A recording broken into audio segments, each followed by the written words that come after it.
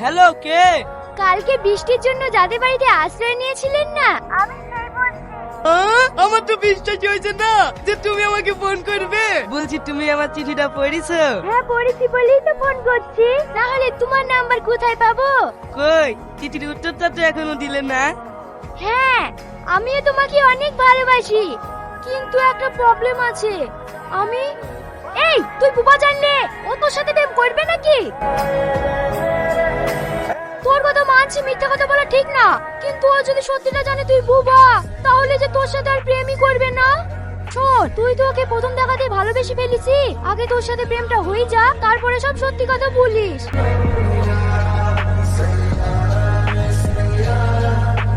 কি ব্যাপার রে শফি, কদিন ধরে দেখছি মোবাইল কানে ধরেই থাকছি, কার সাথে অত কথা বলছি? আমার একটা বন্ধু। বন্ধু বললে হবে? ওরকম সময় আমরাও পার করে এসি, মেয়েটাকে তাই বল। সেই এক সপ্তাহ আগে তোমাকে একটা মেয়ের কথা বলেছিল না, সেই মেয়েটা। এই তুমি একটু ভাবির সাথে কথা বলো তো। হ্যালো ভাবি, ভালো আছে? হ্যাঁ ভালো আছি। তুমি আমার দেহটাকে কি জাদু করেছো বলো তো?